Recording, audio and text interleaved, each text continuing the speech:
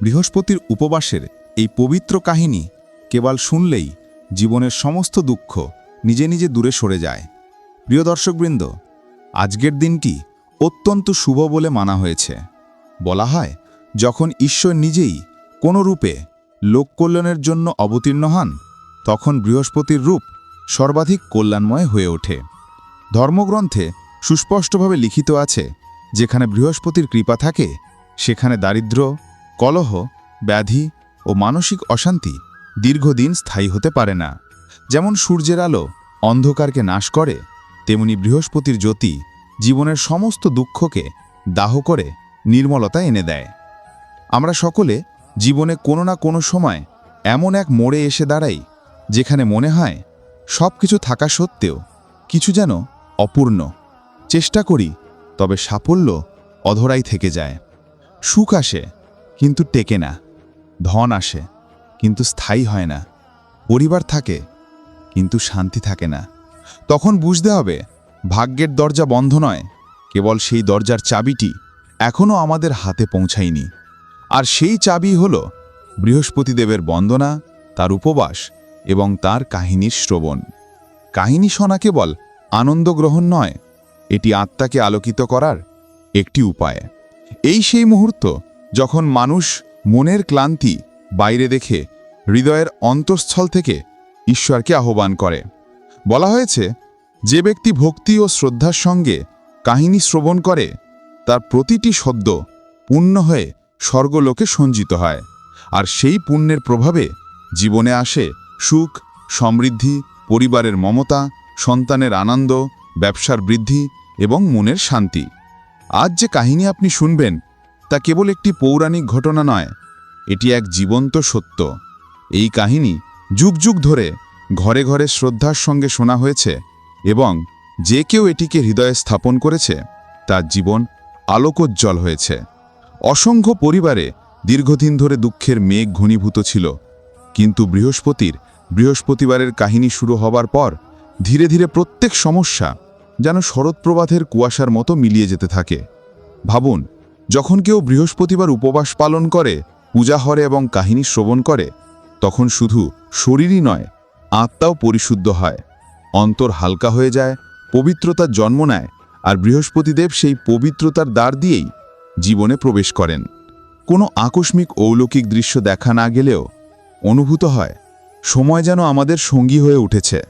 স্থবির গাছ গতি পায়, ভাঙা আশা নতুন আলোয় ফুটে ওঠে, এবং দুঃখের জায়গায় শান্তি ও আনন্দ প্রবাহিত হতে থাকে। অতএব এই কাহিনী কেবল কর্ণ দিয়ে শুনবেন না, আত্মা দিয়ে অনুভব করুন। শব্দের সঙ্গে আপনার হৃদস্পন্দন মিলিয়ে নিন, কারণ হতে পারে আজকের কাহিনীর একটিমাত্র বাক্য, একটিমাত্র মুহূর্ত বহুদিন ধরে বন্ধ থাকা আপনার ভাগ্যের দরজা উন্মুক্ত করে দেবে। যদি মন সত্যনিষ্ঠ ও ভক্তিপূর্ণ হয়, তাহলে কল্যাণ নিশ্চিতভাবেই আসবে। প্রিয় দর্শকবৃন্দ, আগানোর আগে আপনাদের অত্যন্ত গুরুত্বপূর্ণ একটি কথা স্মরণ করিয়ে দিতে চাই। আমাদের প্রাচীন ধর্মগ্রন্থ গরুড় পুরাণে লিখিত আছে, যে ব্যক্তি কোনো উপবাস, পূজা বা কাহিনী শুরু করে এবং তা অসম্পূর্ণ রেখে দেয়, সে কেবল জ্ঞান থেকে বঞ্চিত হয় না, বরং নিজের অর্জিত পুণ্য ব্যাহত করে।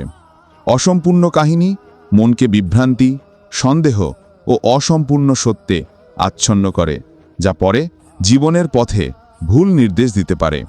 সুতরাং আজ যখন আমরা বৃহস্পতিবারের পবিত্র উপবাসের কাহিনী শুরু করতে যাচ্ছি, বিনীত অনুরোধ, এটি শেষ পর্যন্ত অবশ্যই শুনুন। এটি শুধু একটি কাহিনী নয়, এটি জীবন্ত আয়না। হতে পারে কাহিনীর কোনো একটি অংশ বা একটিমাত্র বাক্য বহুদিন ধরে বন্ধ থাকা আপনার ভাগ্যের দরজা উন্মুক্ত করে দেবে। আপনার ঘরে সুখ, সমৃদ্ধি, প্রজ্ঞা, সন্তান লাভের আনন্দ, সম্মান ও সৌভাগ্যের আলো প্রবাহিত হবে। প্রিয় দর্শকবৃন্দ, যদি আমরা নিজেদের সত্যিকারের সনাতন ধর্মানুসারী বলে বিশ্বাস করি, তাহলে আমাদের কর্তব্য এই শুভ জ্ঞানকে কেবল নিজের মধ্যে সীমাবদ্ধ না রাখা। বৃহস্পতিবারের উপবাস কেবল ধন সম্পদের নয়, শান্তি, বিবেক, প্রেম ও ঐশ্বর্যেরও বরদানে পরিপূর্ণ। তাই যত বেশি পরিবারে এই কাহিনী পৌঁছতে পারবে, তত বেশি পুণ্য সঞ্চিত হবে। আপনাদের সকলের কাছে আবেদন, যদি চান এই দিব্য কাহিনীগুলি আমাদের আত্মাকে ক্রমাগত আলোকিত করে যাক এবং ধর্মপ্রচারের শুভ কর্মকাণ্ডে অংশ নিতে চান, তাহলে আমাদের ভৈরব শক্তি চ্যানেলটি অনুসরণ করুন। আপনার একটি অনুসরণ কেবল একটি ক্লিক নয়, এটি ধর্মসেবায় আমাদের সকলের সম্মিলিত পদক্ষেপ। এটাই আমাদের সংকল্প, এটাই আমাদের সাধনা এবং এটাই আমাদের শক্তি। চলুন ভক্তি সহকারে মনকে প্রশান্ত করে বৃহস্পতিবারের এই মঙ্গলময় কাহিনীর সূচনা করি। অনেক দিন আগে একটি ছোট শহরে ভোলারাম নামের এক দরিদ্র দর্জি বাস করতেন। তার একটি ছোট দোকান ছিল এবং তার একমাত্র সন্তান ছিল গোপাল। কিন্তু দর্জি ভোলারাম কোনোদিনই গোপালের পড়াশোনা, শিক্ষাদীক্ষা বা পরিচর্যায় যথেষ্ট মনোযোগ দেননি। গোপাল সারাদিন অবাধ ছেলেদের সঙ্গে খেলাধুলা করত, বই থেকে দূরে থাকত, কোনো কাজে মন দিত না। সে যত বড় হতে লাগল ততই একগুঁয়ে ও উদাসীন হয়ে উঠল। মা বাবার একটিও কথা সে কর্ণপাত করত না। শুধু খাওয়ার সময় বাড়িতে ফিরত, তারপর আবার অদৃশ্য হয়ে যেত। ভোলারাম বহু চেষ্টা করেছিলেন যাতে ছেলে সেলাইয়ের কাজ শেখে, কিন্তু গোপাল প্রায়ই দোকান থেকে পালিয়ে যেত। একদিন ভোলারাম অসুস্থ হয়ে পড়লেন এবং কয়েক মাসের মধ্যেই পৃথিবী থেকে বিদায় নিলেন। সেই পরিবারে তখন গোপাল ও তার মা এই দুইজনই রয়ে গেলেন। কিছুদিন পরে মা দোকান এবং সমস্ত মালপত্র বিক্রি করে ছোটখাটো কাজ করে নিজের ও গোপালের দিন যাপন শুরু করলেন। কিন্তু গোপালের আচরণে এর কোনো পরিবর্তন দেখা গেল না, বরং সে আরও স্বাধীনভাবে ঘুরে বেড়াতে লাগল, যেন জীবন শুধুই খেলাধুলার নাম।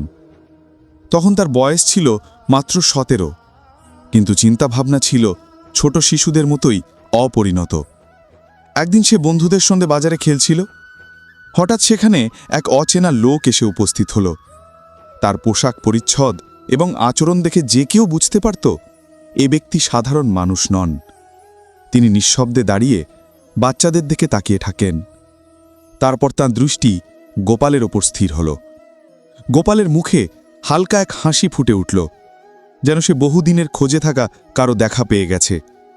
লোকটি সোজা গোপালের কাছে এসে স্নেহ ভরে বলল, বাবা, তুমি কি ভোলারাম দর্জির ছেলে গোপাল? গোপাল একটু বিস্মিত হয়ে উত্তর দিল, হ্যাঁ হ্যাঁ, আমিই গোপাল, কিন্তু আমার পিতা তো বহু আগে স্বর্গলোকে চলে গেছেন। এ কথা শুনে অচেনা লোকটি হঠাৎই তাকে জড়িয়ে ধরে প্রবল কান্নায় ভেঙে পড়ল। গোপাল হতভম্ব হয়ে জিজ্ঞেস করল, আপনি কেন কাঁদছেন? আপনি কি আমার পিতাকে চিনতেন? লোকটি কাঁপা গলায় বলল, প্রিয় সন্তান, আমি কিভাবে বলি, আমি তোমার চাচা। আমি কেবল আমার ভাইকে দেখার আশায় এত দূর এসেছি, কিন্তু জানতাম না আমার প্রিয় ভাই আর এই পৃথিবীতে নেই। এ কথা বলতেই তার চোখের জল থামল না, কণ্ঠস্বর কেঁপে উঠল, মন ব্যথায় ভরে গেল। তিনি গোপালের দিকে তাকিয়ে আবার বললেন, বাবা, তোমাকে খেলতে দেখেই বুঝেছিলাম তুমি আমার ভাইয়ের সন্তান। তুমি একেবারে তার মতো। এখন থেকে তুমিই আমার একমাত্র আপনজন। এই বলে তিনি গোপালকে শক্ত করে আলিঙ্গন করলেন, যেন বহুদিন পরে হারানো কোনো প্রিয় মানুষ ফিরে এসেছে। তারপর বললেন, প্রভুর অসীম কৃপা যে আমাকে আমার ভাতিজার সঙ্গে মিলিয়ে দিল। এরপর তিনি গোপালের কাছে তাদের বাড়ির ঠিকানা জানতে চাইলেন। পকেট থেকে কিছু অর্থ বের করে বললেন, বাবা, এটা মাকে দেবে এবং বলবে আমি কাল আবার আসব। এই কথা বলে তিনি চলে গেলেন। গোপাল দৌড়ে বাড়ি এসে বলল, মা, আমাদের নাকি একটি চাচা আছেন। আজ তিনি এসেছেন, আপনাকে নমস্কার জানিয়েছেন এবং বলেছেন কাল আবার আসবেন। মা বিস্মিত হয়ে বললেন, গোপাল, তুমি কি বলছো? তোমার পিতার তো কোনো ভাই ছিল না। না মা, তিনি পিতারই ভাই। আমাকে দেখেই চিনেছেন, অনেক কেঁদেছেন এবং কিছু টাকা দিয়ে গেছেন। পরদিন সকালে গোপাল আবার বন্ধুদের সঙ্গে বাজারে খেলছিল। সেই চাচা আবার উপস্থিত হলেন। গোপালকে আলিঙ্গন করে বললেন, এই টাকা মাকে দেবে এবং বলো আজ রাতের আহার আমি তোমাদের সঙ্গে গ্রহণ করব।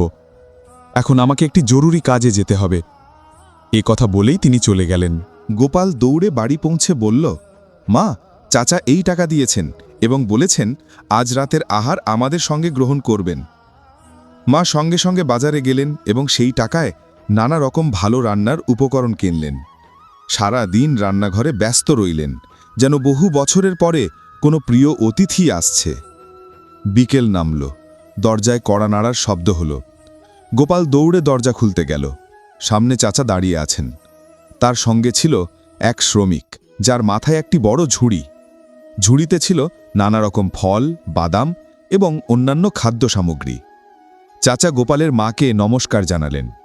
ঝুড়ি তুলে দিয়ে জিজ্ঞেস করলেন, আমার ভাই দোকানের কোন স্থানে বসতেন? মা বাইরে একটি কোণের দিকে ইঙ্গিত করলেন। চাচা সোজা সেখানে গেলেন। মাটিতে বসে বারবার মাটি স্পর্শ করে চুম্বন করলেন এবং হঠাৎই হাহাকার করে কেঁদে উঠলেন, যেন অতীতের সমস্ত স্মৃতি ঠিক সেই স্থানে ফিরে এসেছে। এবার গোপালের মায়েরও মনে দৃঢ় হল, নিশ্চয়ই তিনি তার হারানো দেবর। তিনি ধীরে সান্ত্বনা দিয়ে বললেন, শান্ত হন, নিজেকে এত কষ্ট দেবেন না। লোকটি চোখ ভরা অশ্রু নিয়ে বললেন, প্রিয় ভাবি, এত বছর পর আমাকে দেখে নিশ্চয়ই আপনাদের বিস্ময় লেগেছে।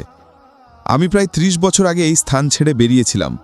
তারপর লঙ্কা, আরব, মিশর এবং আরও বহু দেশে ভ্রমণ করেছি। পরে জাদুবিদ্যার কাজে নিয়োজিত হয়েছি এবং গত ২০ বছর ধরে সেখানেই আছি। এরপর তিনি গোপালের দিকে তাকিয়ে জিজ্ঞেস করলেন, বাবা, তুমি কি করো? সংসারের ব্যয় কিভাবে চলে? এই প্রশ্ন শুনে গোপালের মুখ মলিন হয়ে গেল, দৃষ্টি নিচের দিকে নেমে গেল। মা তার দিকে তাকিয়ে ভারাক্রান্ত মনে বললেন, ভাই, কি বলবো, এই ছেলে সারাদিন শুধু ঘুরে বেড়ায়, কোনো কাজ করে না। এই চিন্তাতেই তার পিতা পৃথিবী ছেড়ে গেছেন। আর এই দুশ্চিন্তা ও পরিশ্রমে আমি এখন প্রায় চোখের দৃষ্টি হারাতে বসেছি। এখন কঠোর পরিশ্রম করে কোনোভাবে মা এবং ছেলেকে নিয়ে দিন যাপন করছি। কিন্তু সে নিজের কোনো চিন্তা করে না। ভোরবেলা বাড়ি থেকে বেরিয়ে যায় আর কেবল খাওয়ার সময় ফিরে আসে। বহুদিন মনে হয়েছে ওকে আর ঘরে ঢুকতে দেব না, কিন্তু আমি মা, সেটা পারিনি। এ কথা বলতে বলতে গোপালের মা নীরবে কেঁদে উঠলেন। লোকটি সব শুনে স্থির হয়ে রইলেন। তারপর তিনি গোপালের দিকে তাকিয়ে বললেন, বাবা, ভেবে দেখো কত লজ্জার বিষয়। তুমি সারাদিন খেলাধুলা করে বেড়াচ্ছ আর তোমার মা এত দুঃখ সহ্য করছেন। তোমাকে পরিশ্রম শিখতেই হবে, যাতে তোমার মা শান্তিতে জীবনযাপন করতে পারেন। যদি সেলাইয়ের কাজ পছন্দ না হয়, তবে অন্য কোনো দক্ষতা শেখো। যদি তুমি চাও, আমি তোমার জন্য একটি বস্ত্র বণিকের দোকান খুলে দিতে পারি। বিশ্বের সেরা বস্ত্র এনে দেব, যাতে তুমি সম্মান নিয়ে উপার্জন করতে পারো এবং স্বাচ্ছন্দ্যে জীবনযাপন করতে পারো। আমি তোমাকে আমার কিছু বিশ্বস্ত ব্যবসায়ী বন্ধুর সঙ্গে পরিচয় করিয়ে দেব। তারা তোমার পাশে থাকবে আর ধীরে ধীরে তোমার ব্যবসা বিকশিত হয়ে উঠবে। তোমার কোনো অভাব থাকবে না। গোপালের চোখে আনন্দের ঝিলিক ফুটে উঠল এবং সে সম্মত হল। সেই ব্যক্তির মুখে সুখের আভা ছড়িয়ে পড়ল। তিনি বললেন, তুমি আমার কথা গ্রহণ করেছ, এতেই আমার অপরিসীম আনন্দ হয়েছে। এখন তুমি একদিন বড় ব্যবসায়ী হয়ে উঠবে। তোমার নিজস্ব দোকান হবে, তোমার নিজের নাম প্রতিষ্ঠিত হবে। তবে একটি কথা মনে রেখো, আগের মতো সেই অবাধ্য ছেলেদের সঙ্গে আর ঘোরাফেরা করো না। আগামীকাল সকালেই আমি তোমাকে সঙ্গে নিয়ে যাব। তোমার জন্য উৎকৃষ্ট কাপড় কিনব, একটি পাগড়ি দেব, যাতে তুমি একজন সৎ ও সম্মানিত ব্যবসায়ীর মতো দেখাও। এরপর তোমার জন্য একটি উপযুক্ত দোকানও খুঁজে দেব, যেখানে তুমি নিশ্চিন্তে বসে নিজের কাজ করতে পারবে। এ কথা শুনে গোপালের মায়ের চোখে অশ্রু এলো, তবে এবার তা ছিল আনন্দের অশ্রু। তিনি মনে মনে প্রার্থনা করলেন, ঈশ্বরকে ধন্যবাদ, যিনি তার অন্তরের আরতি সামলেন এবং এত সদয় আত্মীয়কে জীবনে পাঠালেন। তিনি তাড়াতাড়ি রান্না করলেন এবং ৩ জন মিলে আহার গ্রহণ করলেন। আহার শেষে সেই ব্যক্তি বললেন, আগামীকাল সকালে আমি গোপালের জন্য নতুন পোশাক আনব। পরদিন সকালে প্রতিশ্রুতি অনুযায়ী তিনি এলেন এবং গোপালকে সঙ্গে নিয়ে গেলেন। গোপাল প্রস্তুত হয়ে অল্পক্ষণের মধ্যেই শহরের একটি বৃহৎ ও মনোরম দোকানে পৌঁছাল। সেখানে তিনি গোপালের জন্য দামি কাপড় ক্রয় করলেন, মসৃণ রেশমের পাঞ্জাবি, লাবণ্যদীপ্ত জুতো, ঝকঝকে পাগড়ি এবং কোমরে বাঁধার জন্য এক মনোরম বেল্ট। গোপাল তার জীবনে এমন পোশাক কখনো দেখেনি। সে এত আনন্দে আপ্লুত হল যে তার চোখ ভিজে উঠল। এরপর তিনি মূল্য পরিশোধ করে বললেন, এবার চলো, সমস্ত প্রস্তুতি করা যাক। তিনি গোপালকে স্নান করালেন, পরিয়ে দিলেন পরিচ্ছন্ন ও সম্ভ্রান্ত পোশাক। তারপর একটি ভালো স্থানে গিয়ে তাকে সুস্বাদু খাবার খাওয়ালেন, যেমন খাবার গোপাল আগে কখনো স্বাদ পায়নি। এখন গোপালের মনে হলো যেন সে কোনো রাজকুমার হয়ে গেছে। চোখে আনন্দের দীপ্তি, মনে অসম্ভব সুখ, দেহে রাজসিক পোশাক, নিজেকেই যেন সে চিনতে পারছিল না। সে চাচার হাত ধরে অন্তরের গভীর কৃতজ্ঞতা প্রকাশ করল।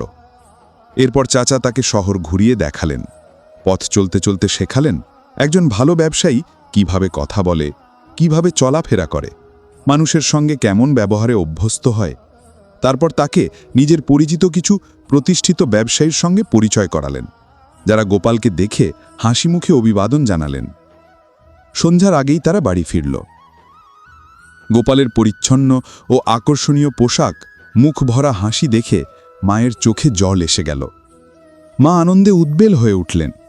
গোপালের মা চাচার সামনে হাত জোড় করে বললেন, আমি সারা জীবন চেষ্টাও করলে আপনার এই মহান উপকারের ঋণ শোধ করতে পারব না। আপনি আমার বহুদিনের স্বপ্ন পূরণ করেছেন। চাচা হাসি ধরে বললেন, বৌদি, ও শুধু আমার ভাইয়ের ছেলে নয়, আমারও সন্তান সম। এখন আর চিন্তা করো না, ও খুব ভালো ছেলে হয়ে উঠেছে। ঈশ্বর চাইলে একদিন সে অবশ্যই বড় নাম অর্জন করবে। এ কথা বলে তিনি চলে গেলেন। রাতভর গোপাল শুয়ে থাকলেও ঘুম এলো না। হৃদয়ে ভরা উত্তেজনা, চোখে অসংখ্য স্বপ্ন। ভোরের আগে একটু তন্দ্রা এলো এবং সে সুন্দর সুন্দর স্বপ্ন দেখতে লাগল। সূর্য উঠতে না উঠতে সে উঠে বসল। তাড়াতাড়ি মুখ হাত ধুয়ে পোশাক বদলে চাচার আগমনের অপেক্ষায় রইল। কিছুক্ষণ পর দূরে চাচাকে দেখা গেল। গোপাল দৌড়ে গিয়ে তাকে আলিঙ্গন করল। তারপর দুজন একসঙ্গে পথ চলতে লাগল। পথে চাচা তাকে শহরের বড় বড় ভবন দেখালেন। ধীরে ধীরে শহর পেরিয়ে তারা বাইরের দিকে এগোতে লাগল। এখন তারা শহর থেকে অনেক দূরে চলে এসেছিল। গোপাল প্রথমবার এত দীর্ঘ পথ পায়ে হেঁটে চলছিল। ক্লান্তি তার মুখে স্পষ্ট। সে থামল এবং বলল, চাচা, আমরা অনেক দূর চলে এসেছি। শহর তো পেছনে পড়ে গেছে, আর কোনো ঘরও দেখা যাচ্ছে না। চারপাশে শুধু পাহাড়, আর খুব ক্ষুধা লাগছে। এ কথা শুনে চাচা তার থলে প্রদত্ত কিছু ফল, বাদাম এবং মিষ্টি বের করলেন এবং গোপালের দিকে এগিয়ে বললেন, বাবা, আমি তোমাকে একটি খুব বিশেষ জায়গা দেখাতে এনেছি। এখন বেশি দূর নেই, একটু সাহস দেখাও, তুমি আর ছোট ছেলে নও। চাচা গোপালকে কিছু শক্তি দিলেন, তার মনোবল বাড়ালেন এবং তারপর তাকে একটি পাহাড়ের নিচে নিয়ে গেলেন। এটাই সেই বিশেষ স্থান যার জন্যে চাচা এত দূর পথ পেরিয়েছিলেন। চারপাশে তাকিয়ে বললেন, এখানেই একটু বিশ্রাম কর, তারপর আমি তোমাকে এমন একটি বাগান দেখাবো যা এই পৃথিবীর অন্য কোথাও নেই। এটি দেখলেই সমস্ত ক্লান্তি দূর হয়ে যাবে। গোপাল কিছুটা বিশ্রাম নিল। তারপর চাচার কণ্ঠ শোনা গেল, এবার তুমি কিছু শুকনো কাঠ জোগাড় করো, তারপর আমি তোমাকে এমন একটি দৃশ্য দেখাবো যা তুমি আগে কখনো দেখোনি। গোপাল দেরি না করে শুকনো কাঠ জোগাড় করল এবং একটি জায়গায় স্তূপ করল। চাচা এগিয়ে 2 কাঠের মধ্যে আগুন জ্বালালেন এবং থলে প্রদত্ত ঝকঝকে গুঁড়ি আগুনে ছিটিয়ে দিলেন। যেই সঙ্গে সেই গুঁড়ি আগুনে পুড়ল, গাঢ় ধোঁয়া উঠতে লাগল। হঠাৎ মাটি কাঁপতে লাগল, পাহাড়গুলি নড়ল, মাটি নিজে নিজে ফেটে যেতে লাগল। মুহূর্তের মধ্যে একটি গভীর গর্ত তৈরি হলো। সেই গর্তের উপরে একটি ভারী পাথরের প্লেট রাখা ছিল, যার মধ্যেখানে তামার একটি ছোট হ্যান্ডেল বেরিয়েছিল। এটি দেখে গোপালের হৃৎস্পন্দন তীব্র হয়ে গেল। ভয়ের কারণে তার মুখ থেকে চিৎকার বেরোলো এবং সে দ্রুত পেছনে দৌড়াল। চাচা সঙ্গে সঙ্গে তার পেছনে দৌড়ালেন। চাচা গোপালের হাত ধরলেন এবং রেগে একটু জোরে তাকে থাপ্পড় মারলেন। গোপাল পড়ে গেল। তার ঠোঁট থেকে রক্ত ঝরতে শুরু করল। সে কাঁপতে কাঁপতে মাটিতে লুটিয়ে পড়ল। কিন্তু চাচা সঙ্গে সঙ্গে তার হাত ধরলেন, তুললেন এবং এবার খুব কোমলভাবে বললেন, গোপাল, বাবা, আমি তোমাকে ভয় দেখানোর জন্য নয়, বোঝানোর জন্য একটু কঠোর হয়েছি। আমি তোমার চাচা এবং চাই তুমি জীবনে বড় কিছু হও। এখন আমার প্রতিটি কথা মনোযোগ দিয়ে শোনো, কারণ সবই তোমার নিজের মঙ্গলার্থেই বলা হচ্ছে। তুমি নিজের চোখে দেখেছ কিভাবে জাদুর মাধ্যমে মাটি ফেটে গেছে। এই ভারী পাথরের নিচে একটি বিশাল ধন লুকানো আছে। কিন্তু খেয়াল রেখো, এই ধনের কাছে তুমি ছাড়া আর কেউ পৌঁছাতে পারবে না, এমনকি আমিও পৌঁছাতে পারবো না। সবই তোমার। এখন থেকে শুধু আমি যা বলবো তাই করো। দুর্বল গোপাল এখনো ভয়ে কাঁপছিল। থাপ্পড়ের প্রভাব এবং ভয়ের উত্তেজনা এখনো তার মুখে স্পষ্ট। সে কিছুই ঠিক বুঝতে পারছিল না, কিন্তু হিচকিচিয়ে বলল, চাচা, আপনি যেভাবে বলেন আমি ঠিক সেভাবেই করব। এ কথা শুনে চাচার চোখে এক অদ্ভুত দীপ্তি ফুটে উঠল। তিনি গোপালকে আলিঙ্গন করলেন এবং আবেগে বললেন, তুমি আমার নিজের ছেলে, আমার কোনো সন্তান নেই, তুমি আমার পুরো পৃথিবী, তোমার জন্যেই আমি এতদূর পথ পেরিয়েছি। এরপর তিনি গোপালের আঙ্গুলে একটি ঝকঝকে আংটি পরালেন এবং বললেন, এবার এই বড় পাথরটি ওঠাও। গোপাল বিস্ময়ে প্রশ্ন করল, চাচা, এত ভারী জিনিস আমি কিভাবে ওঠাবো? চাচা হাসলেন এবং বললেন, এটি একটি জাদুকরী আংটি বাবা, এর শক্তিতেই পাথর তোমার জন্য শুকনো একটি পাতা মতো হালকা হয়ে যাবে। সত্যিই তাই হলো। গোপাল হাত বাড়ালেই পাথরটি কোনো শ্রম ছাড়াই একপাশে সরল। মনে হচ্ছিল যেন এটি কোনো ওজনই নেই। তারপর পাথরের নিচে কিছু পাথরের সিঁড়ি দেখা গেল, যা সরাসরি মাটির নিচে নেমে যাচ্ছে। চাচা গোপালের চোখে চোখ রেখে বললেন, এবার তমু এই সিঁড়িগুলো দিয়ে নিচে নামবে। নিচে নামলেই তোমার সামনে একটি তামার দরজা দেখা যাবে। ভয় পেও না, এটি নিজেই খুলে যাবে। দরজার ভিতরে 3টি বড় বড় কক্ষ থাকবে। প্রথম কক্ষে তোমাকে 3টি আলমারি দেখা যাবে। প্রতিটি আলমারিতে সোনা, রূপা এবং ঝকঝকে মূল্যবান রত্ন ভর্তি পাত্র থাকবে। কিন্তু খেয়াল রাখো, এগুলোকে স্পর্শ করো না, শুধু সোজা এগিয়ে যাও। তৃতীয় কক্ষের পরে আরেকটি দরজা থাকবে। এর ভিতরে ঢুকলেই তোমার সামনে একটি অত্যন্ত সুন্দর বাগান দেখা যাবে। চারপাশে রঙিন রঙিন গাছ এবং অদ্ভুত কিন্তু মনোমুগ্ধকর ফল। বাগানে সোজা হাঁটতে থাকবে।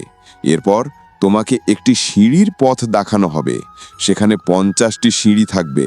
উপরে পৌঁছলে একটি কোণে জ্বলন্ত প্রদীপ দেখা যাবে।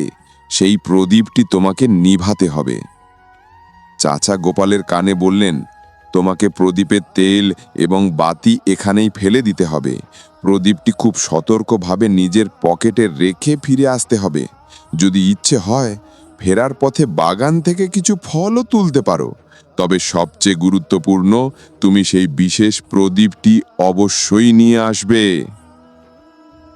এরপর চাচা গোপালের গালে কোমলভাবে হাত ফেললেন এবং ধীরে বললেন, এবার তোমার সাহস নিয়ে যাও বাবা। গোপালের সমস্ত ভয় যেন বাতাসের সঙ্গে উড়ে গেল।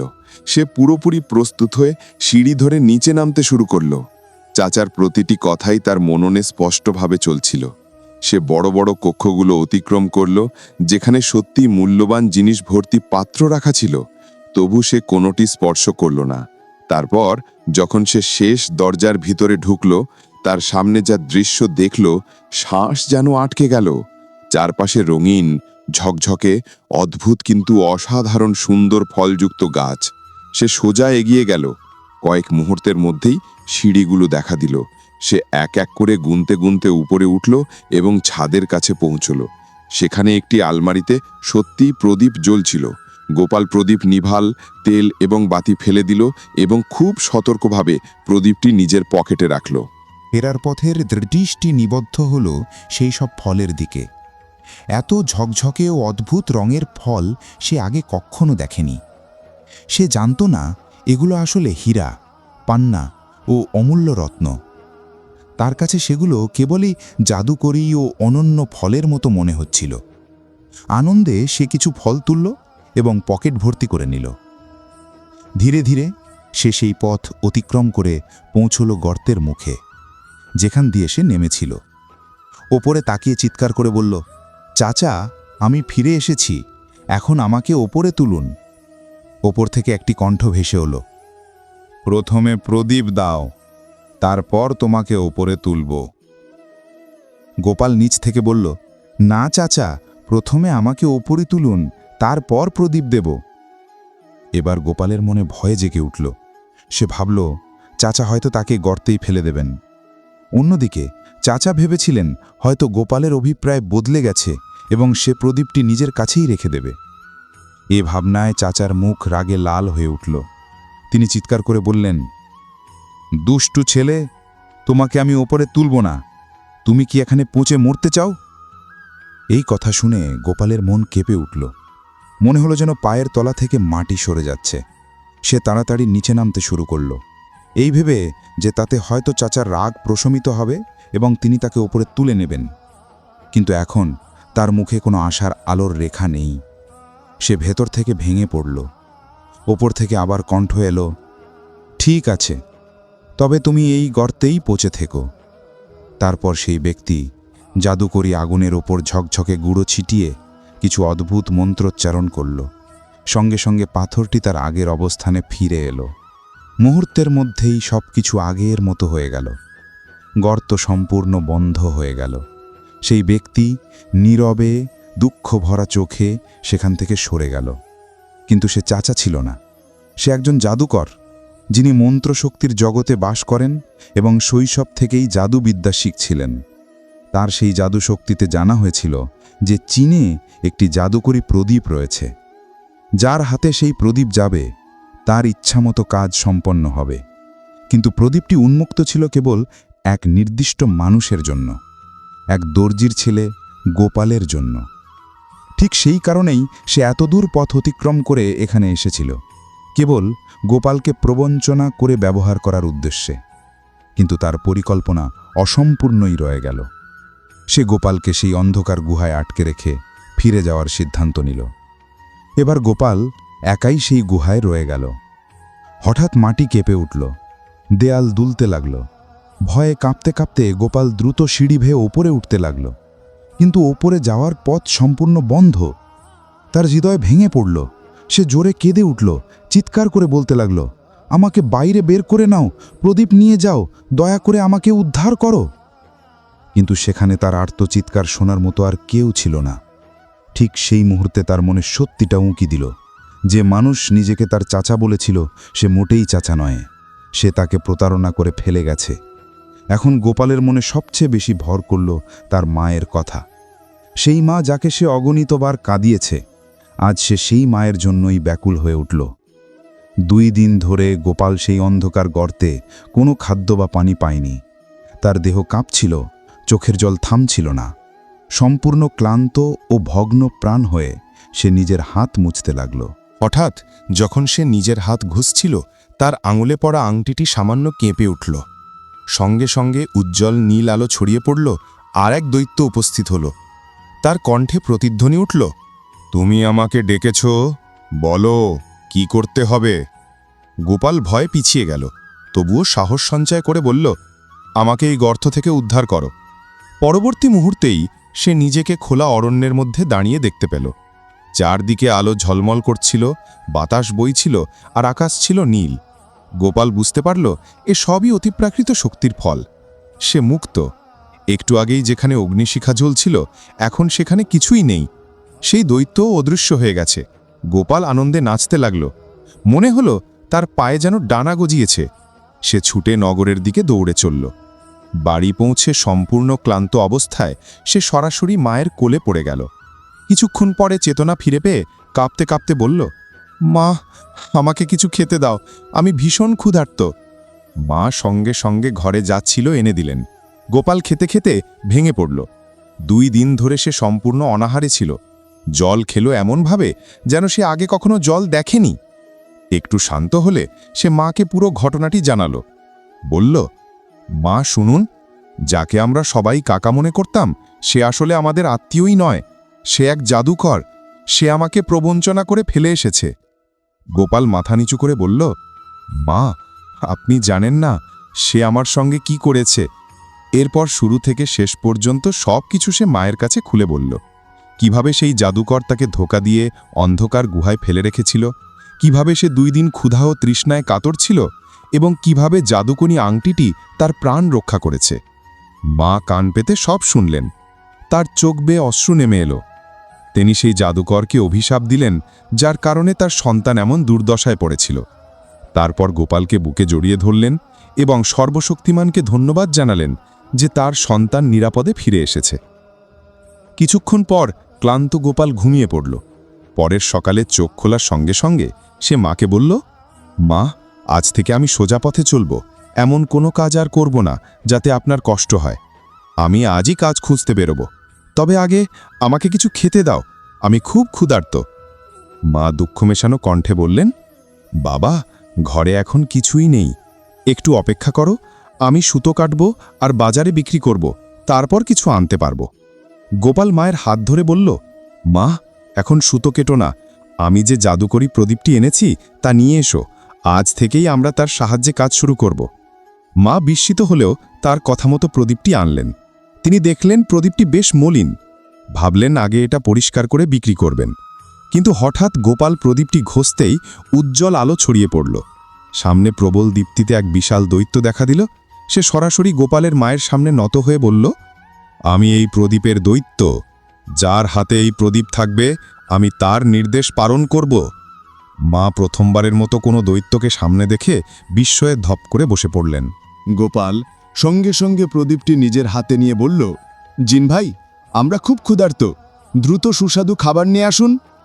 কিছুক্ষণ পরেই জিন এক উজ্জ্বল রৌপ্য থালায় সোনার 12টি পাত্র এবং বড় বড় রুটি নিয়ে হাজির হল।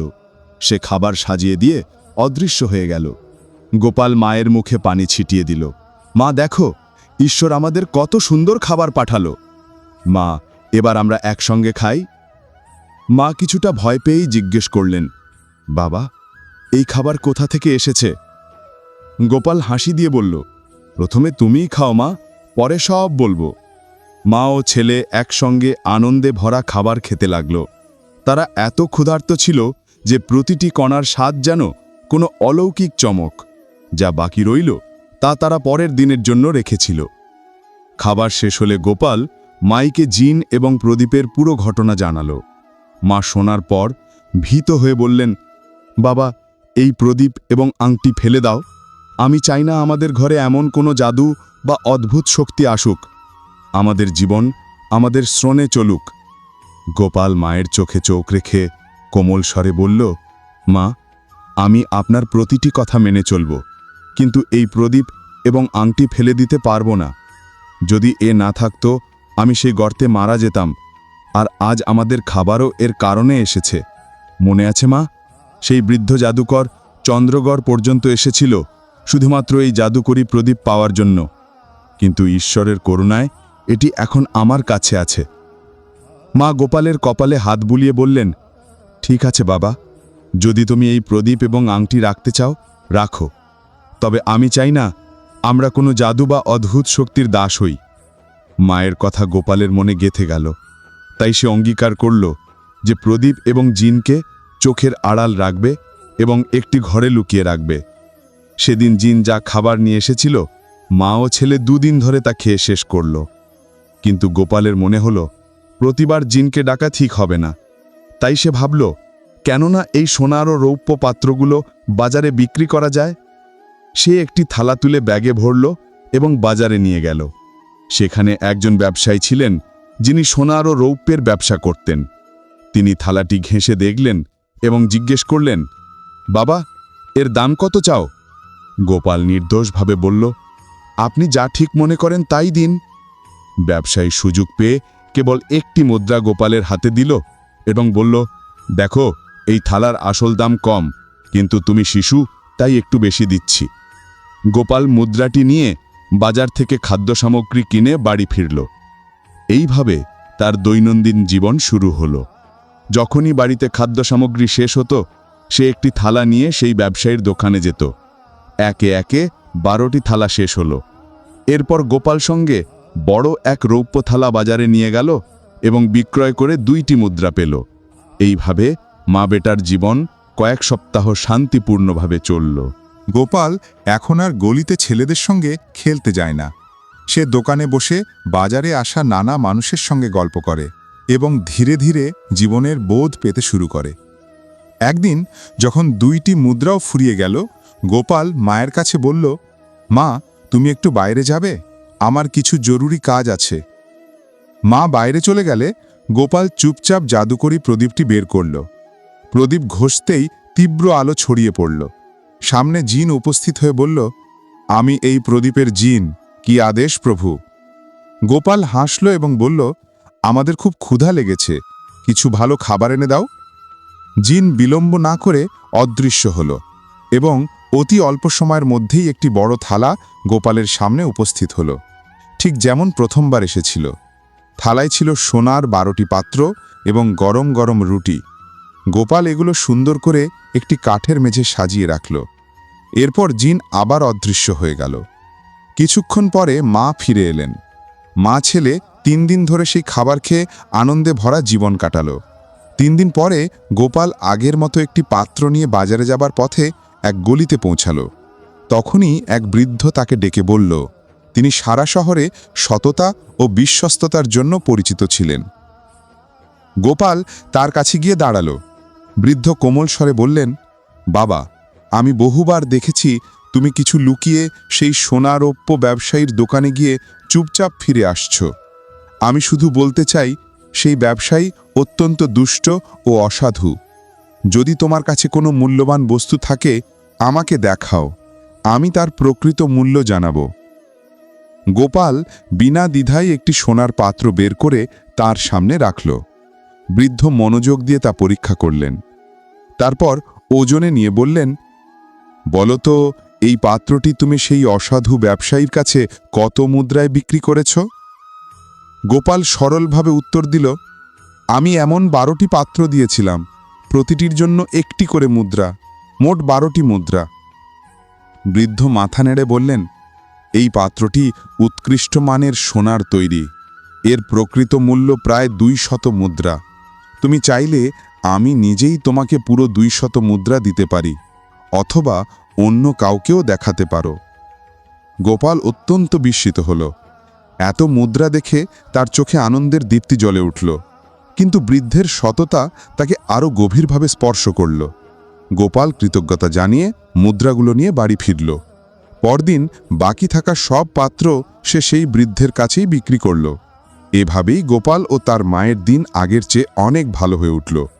তবুও তাদের স্বভাব একই রয়ে গেল, সহজ, বিনম্র ও সততায় ভরা। গোপাল এখন দরিদ্র ও অভাবী মানুষের সাহায্য করত, আর গলির ছেলেদের সঙ্গে খেলা ত্যাগ করেছিল। সে দিনভর সৎ ও বিচক্ষণ মানুষের সঙ্গে বসত, নতুন জ্ঞান অর্জন করত এবং দোকানে রাখা মূল্যবান রত্ন দেখে নিজেকে সমৃদ্ধ করত। একদিন তার মনে উদয় হল যে ঝকঝকে রঙিন ফলগুলো সে জাদুকরি বাগান থেকে নিয়ে এসেছিল, সেগুলো আসলে ফল নয়, বরং অমূল্য রত্ন। সে সব রত্ন বড় সতর্কতার সঙ্গে একটি শক্ত কাঠের বাক্সে সংরক্ষণ করল। একদিন বাজারে বসে ব্যবসায়ীদের সঙ্গে আলাপ করছিল, হঠাৎ কারো করতালো ধ্বনি ভেসে উঠল।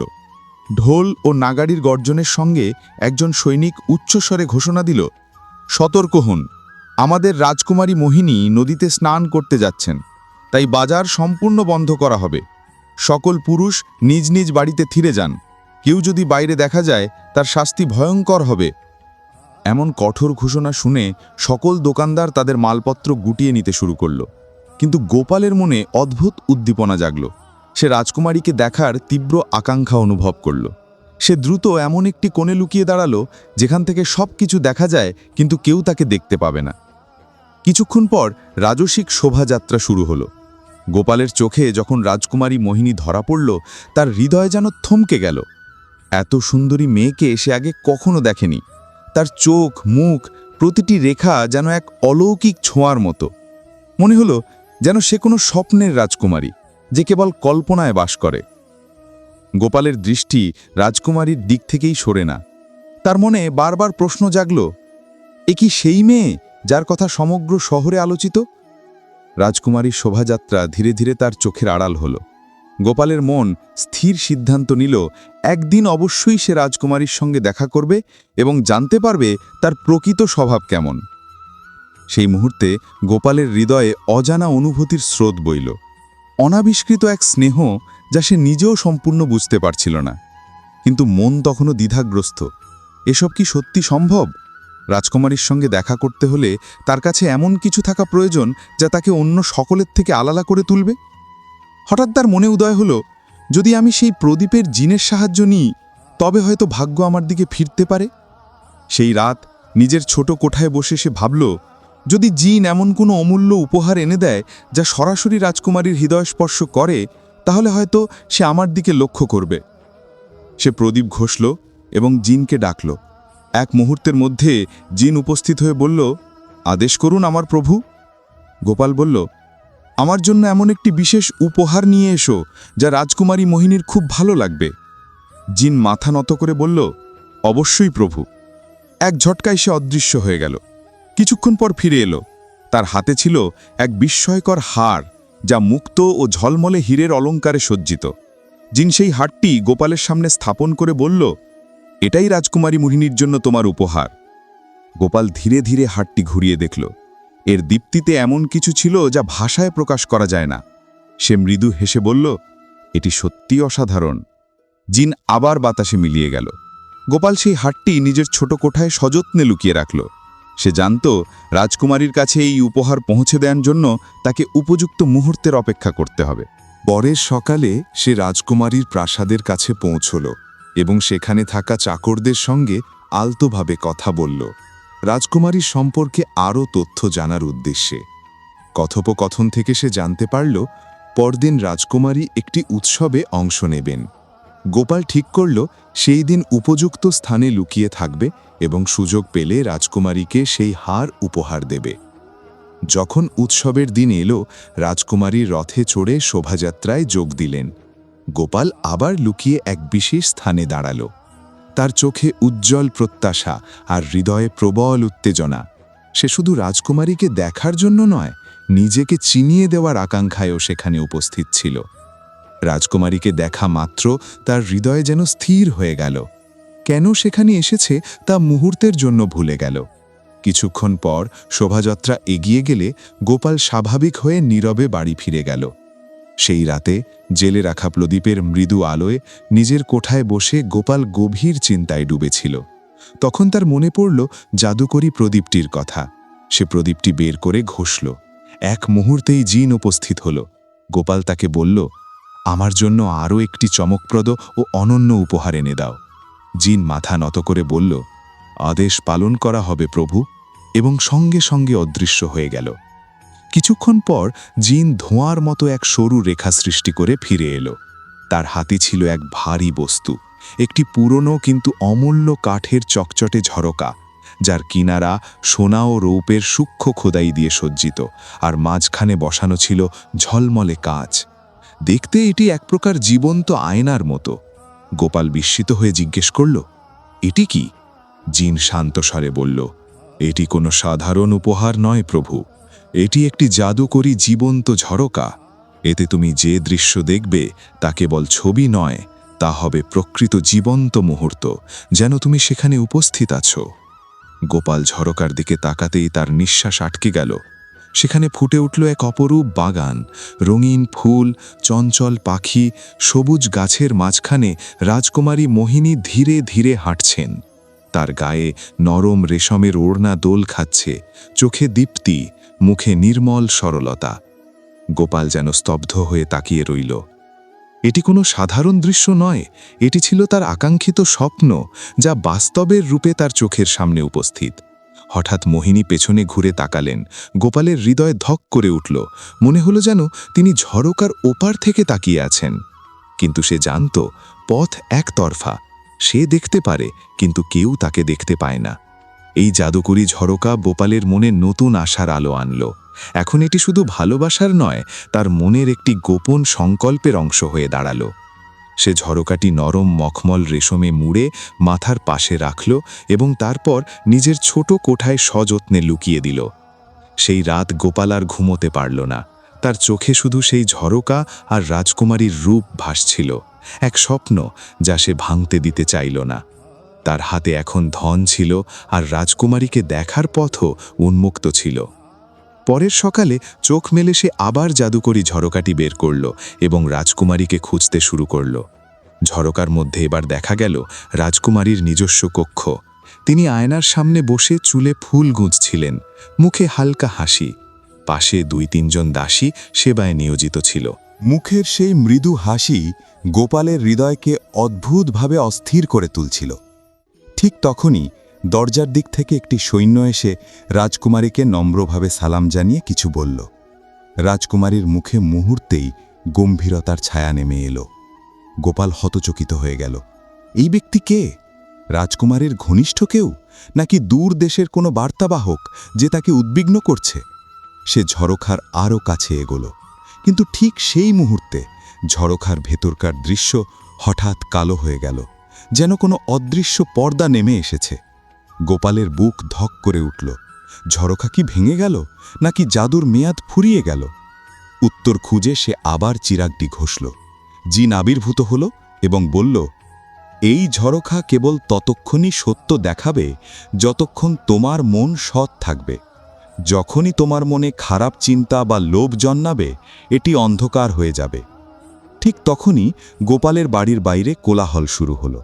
শহরে আজ মেলা, সবাই জানে রাজকুমারী ব্যক্তিগতভাবে নগরীতে ঝাঁকি দর্শনে বের হবেন। এ খবর শুনে গোপালের মন ভরে গেল। তার সামনে আবার রাজকুমারীর দেখা পাওয়ার সুযোগ তৈরি হলো। দৃশ্য চোখে পরিণত হয়েছে। রাজকুমারীর মুখে গাম্ভীর্য, তবে ভেতরে ভয় নয়, গভীর অনুসন্ধিৎসু কৌতূহল। গোপাল নীরবে সব শুনছিল। পরদিন সকালে যখন শহরের অলিগলিতে সোনালি রোদ ছড়িয়ে পড়েছে, তখনই ভিড় ভরা বাজারের কোনায় হঠাৎ হইচই শুরু হলো। আরে দেখো কে আসছে, কি রকম অদ্ভুত সাজ পোশাক! মানুষজন অবাক হয়ে তাকিয়ে দেখল এক অদ্ভুত পোশাক পরা লোক বাজারের দিকে এগিয়ে আসছে। মাথায় দীর্ঘ পাকানো ময়ূর পালকের টুপি। গোপালের কৌতূহল তীব্র হয়ে উঠল। মনে হলো লোকটি কোনো গোপন উদ্দেশ্য নিয়ে এসেছে। ভিড় ভেদ করে সে এগিয়ে এলো। তার গায়ে পোশাকের গলা বেয়ে নেমে আছে ছোট ছোট ঘণ্টা। হাওয়ার সঙ্গে সঙ্গে ছন আওয়াজ তুলছে। চোখে মোটা কাঠের ফ্রেমের চশমা, যা এক চোখকে বড় আর অন্য চোখকে ছোট করে দেখাচ্ছে। পোশাকটি যেন রঙিন পালকের জোড়াতালি। হাতে বাজুতে নকল সোনার পালক তারার মতো ঝিলিক। কোমরে বাঁধা ছোট ঢোলক কখনো ঠপ ঠপ শব্দ তুলছে, কখনো ঘুরছে নাচের ছন্দে। আর সে বলছে, আমি এলাম। দূরদেশের জাদুর খাজানার বার্তা যেন তার প্রতিটি পদক্ষেপে। এক পা সামনে, দুপা পেছনে, তারপর হঠাৎ 3 বার ঘুরে শিশুদের দিকে তাকিয়ে বলল, হুকুমের এক্কা আমার কাছেই আছে। শিশুরা খিলখিল করে উঠল, হাততালি দিয়ে হেসে লুটোপুটি খাচ্ছে। দোকানিরা মুচকি হেসে জিজ্ঞেস করল, কি বেচো ভাই? গোপাল শান্ত স্বরে বলল, আমি সেই জিনিসই বিক্রি করি যা দেখা যায় না, কিন্তু সবাই খোঁজে, বুদ্ধি, সাহস আর স্বপ্ন।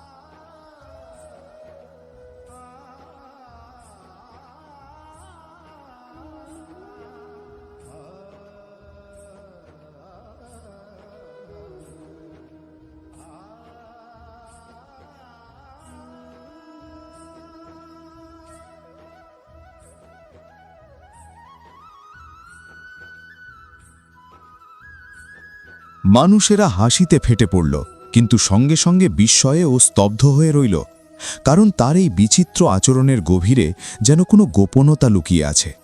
সে প্রতিটি দোকানে গিয়ে উল্টোপাল্টা কথা বলে বেড়াত। কখনো কাউকে বলতো, তোমার দোকানে জাদুময় গন্ধ ভাসছে, আবার কখনো কোনো প্রবীণ ব্যবসায়ীকে ভবিষ্যতের রাজাধিরাজ বলে আশীর্বাদ করত। মাঝে মধ্যে সে তার পাগড়ি উঁচিয়ে সেই ঝরোখার দিকে তাকাত, যা রাজপ্রাসাদের দিকে খোলা, যেন অদৃশ্য কাউকে কিছু ইঙ্গিত করছে। এই সমস্ত অভিনয় শুধুই প্রদর্শন নয়। গোপাল জানত রাজপ্রাসাদের গুপ্তচররা প্রায়ই সাধারণ মানুষের ভিড়ে লুকিয়ে সব শুনে ও দেখে বেড়ায়। তার উদ্দেশ্য ছিল এই অস্বাভাবিক আচরণ দিয়ে তাদের আগ্রহ জাগানো, যাতে এক রহস্যময় ব্যবসায়ী হিসেবে তার পরিচয় রাজকুমারী মহিলির কানে পৌঁছে যায়। এই সময় এক বৃদ্ধ ব্যবসায়ী, যার নাম ছিল হরিদাস, গোপালের কাছে এসে কানে কানে বলল, তুমি আসলে কে ছেলে? তোমার মতো অনেক খেলুড়ে আমি দেখেছি, কিন্তু তোমার চোখে আমি যে ঝিলিক দেখছি তা অন্যদের মধ্যে নেই। গোপাল শান্ত হাসি দিয়ে উত্তর দিল, হরিদাস কাকা, যা দেখছেন তা সবটুকু সত্য নয়, আর আমি যা তা শিগগিরই সকলের সামনে স্পষ্ট হবে। এ কথা বলেই সে ঢোলক বাজিয়ে এগিয়ে চলল। তার অদ্ভুত হাঁটা চলা, অচেনা বাঘভঙ্গি আর বিস্ময়কর রহস্য এখন বাজার জুড়ে আলোচনার বিষয় হয়ে উঠল। রাজপ্রাসাদের এক সৈন্য দূর থেকে সব মনোযোগ দিয়ে দেখছিল এবং সেদিন সন্ধ্যায় সেই খবর জানাতে প্রাসাদের পথে রওনা দিল। বাজারে এক বিস্ময়কর ব্যবসায়ী এসেছে। মনে হয় সে শুধুই ব্যবসায়ী নয়, আরও কিছু। গোপালের প্রথম জালটি ছড়িয়ে পড়ে গেছে। এখন অপেক্ষা স্রেফ একটি সামান্য ঘটনার, যা তার জীবনের গতি বদলে দিতে পারে। সন্ধেবেলায় গোপাল তার ছোট কক্ষে নিরিবিলিতে বসে ধীরে ধীরে একটি পুরনো কাঠের বাক্স খুলে দেখছিল। সেই বাক্সে রাখা ছিল জিনের দেওয়া মণিমালা। হঠাৎ দরজায় মৃদু এক কড়া নাড়ার শব্দ উঠল। গোপাল চমকে দরজা খুলে দেখল রেশমি বস্ত্র পরিহিত এক বার্তাবাহক দাঁড়িয়ে আছে। সে 2 হাত জোড় করে কোমল স্বরে বলল, রাজপ্রাসাদ থেকে নিমন্ত্রণ এসেছে। রাজকুমারী মোহিনী আজ সকালে বাজারের ছাদ থেকে আপনাকে দেখেছেন। আপনার বিস্ময়কর পোশাক এবং অদ্ভুত আচরণ দেখে তিনি আপনাকে প্রাসাদে আমন্ত্রণ জানিয়েছেন। শুনে গোপালের বুকের ভেতর যেন হাওয়া থেমে গেল। বার্তায় লেখা ছিল, নবাগত ব্যবসায়ী, আপনার উপস্থিতি সমগ্র নগরের মুখলোচক আলোচনার বিষয় হয়ে উঠেছে। রাজকুমারী মোহিনী চান আপনি আগামীকাল মধ্যাহ্নে রাজপ্রাসাদের মহাসভার সামনে আপনার কারবার ও ভাবনা উপস্থাপন করুন। কাগজের প্রতিটি পংক্তি পড়তে পড়তে গোপালের চোখ অনিমেষ হয়ে উঠল। মনে পড়ে গেল সেই দিন যখন তার মা বলেছিলেন, তুই আলাদা বাবা, শুধু সময়ের অপেক্ষা। এবং আজ সেই সময় যেন তার দরজায় এসে দাঁড়িয়েছে। গোপাল মণিমালাটি আলতো করে বের করে হাতে নিল। সে নিবিড়ভাবে সেটির দিকে চেয়ে ভাবতে লাগল, সম্ভবত এটি কেবল একটি উপহার নয়, এটি যেন তার ভাগ্যের দুয়ার উন্মোচনের চাবিকাঠি। পরের দিন মধ্যাহ্নে যখন সূর্য আকাশের মধ্য গগনে দীপ্ত আর প্রাসাদের প্রাচীর সোনালি আলোয় ঝলমল করছে, গোপাল এক নবালোকে স্নাত হয়ে রাজপ্রাসাদের প্রধান ফটকে এসে দাঁড়াল। সেদিন তার পোশাক সেদিনও বিচিত্র, তবে তাতে এক অদ্ভুত আকর্ষণের জ্যোতি ছিল। সেদিন রাজসভা ছিল উৎসবের রঙে রঙিন। রাজপ্রাসাদের সম্মানিত অতিথিরা উপবিষ্ট, আর শীর্ষাসনে বসা রাজকুমারী মোহিনী, তার সৌম্যতা ও দীপ্তি যেন চাঁদ নিজে রূপে অবতীর্ণ হয়ে পর্যবেক্ষণ করছে। যখন গোপালকে রাজসভায় আনা হলো, সভাকক্ষে হালকা ফিস ফিস শব্দ ছড়িয়ে পড়ল। অরে, এ কি সেই ব্যবসায়ী যিনি গতকাল বাজারে সবাইকে হাসিয়েছিলেন?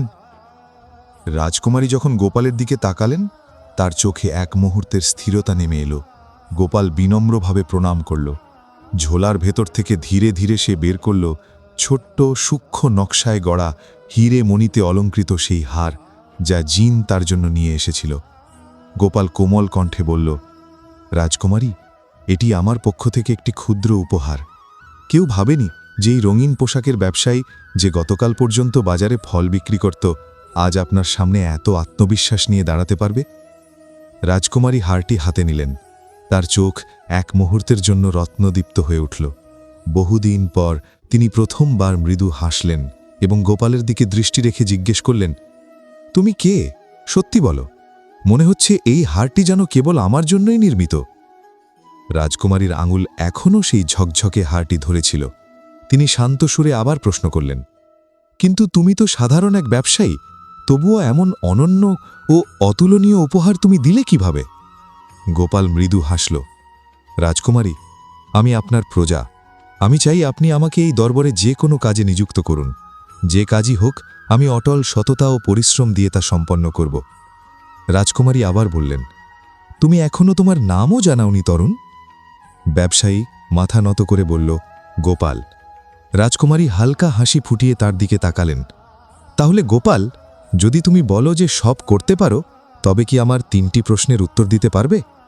গোপাল দৃঢ় সুরে বলল, রাজকুমারী, আমি সর্বশক্তি দিয়ে চেষ্টা করব আপনার সব প্রশ্নের উত্তর দিতে।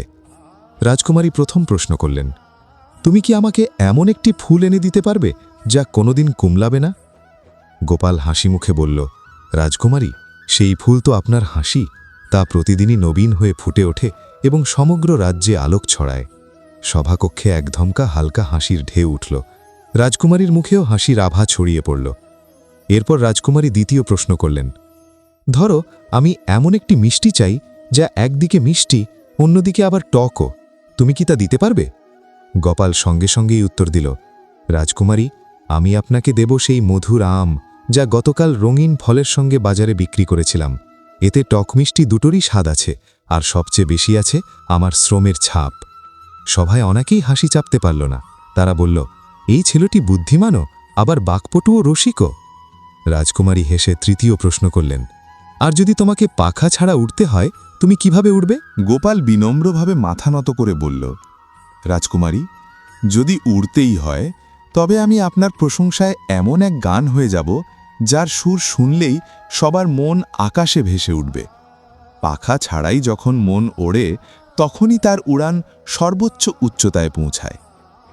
তারপর যেন কোনো জাদু ছুঁয়ে গেল। হাসি, তালির ঝনঝনানি আর বিস্ময়ের ধ্বনি একসাথে ছড়িয়ে পড়ল। রাজকুমারীও সেই উত্তরে অভিভূত হলেন। তার মুখে শুধু হাসিই নয়, ভাবনার লেশও ফুটে উঠল। প্রথমবারের মতো কোনো সাধারণ যুবক যেন তার হৃদয় স্পর্শ করল। ঠিক সেই মুহূর্তেই দরবারে এক অদ্ভুত আবেদক উপস্থিত হল। শীর্ণ দেহ, এলোমেলো চুল, চোখে আতঙ্ক, আর তার পোশাক থেকে ধুলো ঝরছে। সে সরাসরি রাজসিংহাসনের সামনে হাঁটু গেনে বসল। মাথা নত করে বলল, রাজকুমারী, আমি যা বলতে যাচ্ছি শুনে হয়তো সবাই আমাকে উন্মাদ বলে ভেবে বসবে, কিন্তু আমার সংকট সত্যিই বিদ্যমান। রাজকুমারী তাকে কথা বলার ইঙ্গিত দিলেন। আবেদক কম্পমান কণ্ঠে বলল, আমার গৃহে এক অদ্ভুত ঘটনা ঘটে চলেছে। প্রতি রাত ঠিক মধ্যরাতে আমাদের বাড়ির দেওয়ালগুলি নিজেরাই উল্টে যায়, যেন পুরো বাড়ি উল্টে পড়ছে। কিন্তু ভোর হলে সব ঠিকঠাক হয়ে যায়, যেন কিছুই ঘটেনি। দরবারে ফিসফাস শুরু হলো। কয়েকজন সৈনিক হেসেও ফেলল। মহামন্ত্রী ভ্রু কুঁচকে বললেন, এটি হয়তো তোমার মন গড়া কল্পনা বা বিভ্রাম। এমন কোনো দেওয়াল কি আছে যা রাতে হেলে পড়ে আর সকালে আবার সোজা হয়ে দাঁড়ায়?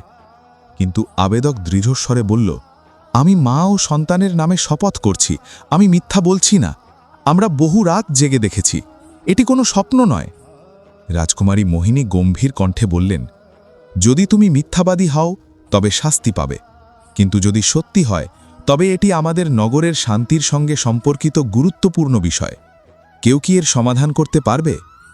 পুরো দরবারে নীরবতা নেমে এলো।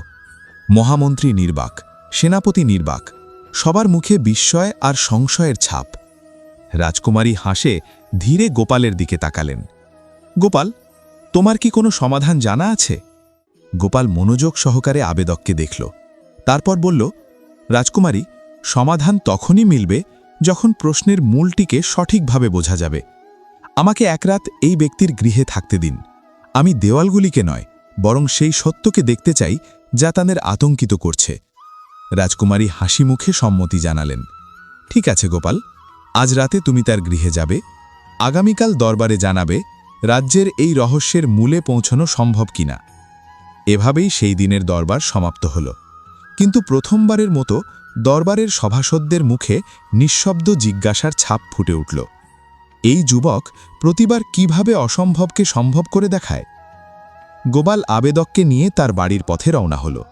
পথে দেখল বাড়িটি শহরের সীমার বাইরে, কিছুটা দূরে, যেখানে লোকবসতি কম এবং গাছপালার ছায়া মাটিতে অদ্ভুত সব নকশা এঁকে রাখে। বাড়িতে প্রবেশ করতেই এক মৃদু স্নিগ্ধ গন্ধ ছড়িয়ে পড়ল। পুরনো কাঠের আসবাব আর চুনে গাঁথা দেওয়াল মিলিয়ে ঘরে এক অদ্ভুত আবহ সৃষ্টি করেছে। গোপাল পুরো বাড়িটি গভীর মনোযোগে পর্যবেক্ষণ করল। দেওয়ালগুলি একেবারেই স্বাভাবিক, কোনো ফাটল নেই, কোনো রহস্যময় চিহ্ন নেই। তবে একটি বিষয় তার দৃষ্টি আকর্ষণ করল। মেঝেটি সামান্য ঢালু, আর সবচেয়ে বিস্ময়কর হল চারকোণার দেওয়ালের সঙ্গে লাগানো একটি পুরনো কাঠের গরাদ, যা রাতের আর্দ্রতায় ফুলে ওঠে। গোপাল অভিনয়ের ভান করল, কিন্তু তার সতর্কতা সত্যিই ছিল। মধ্যরাত্রির ঠিক পর ধীরে ধীরে ফিসফিসের মতো শব্দ ছড়াতে লাগল। গোপাল বসে দেখল দেওয়ালগুলো সত্যিই ধীরে ধীরে হেলে যাচ্ছে, কিন্তু বুঝতে পারল এটি কোনো জাদু বা অতিপ্রাকৃত ঘটনা নয়, এটি এক প্রাচীন স্থাপত্যগত ত্রুটি। রাতের ঠান্ডা ও শিশিরের কারণে কাঠের বিম ফুলে যায় আর তার চাপ দেওয়ালগুলোকে নড়াচড়া করতে বাধ্য করে। যে কেউ আগে এমন দৃশ্য দেখেনি সে নিশ্চয়ই ভাববে বাড়ি উল্টে যাচ্ছে। সকাল হওয়ার পর গোপাল বাড়ির লোকদের ডেকে বলল, ছাদের বিম এবং দেওয়ালের সংযোগের দিকে ইঙ্গিত করে বলল, তোমাদের ভয় ঠিক ছিল, কিন্তু কারণ জাদু নয়, এটি পুরনো কাঠের বিম। এটিকে পরিবর্তন করো আর দেওয়াল আর ঝুঁকবে না। ফারিয়াদির চোখে আনন্দের অশ্রু।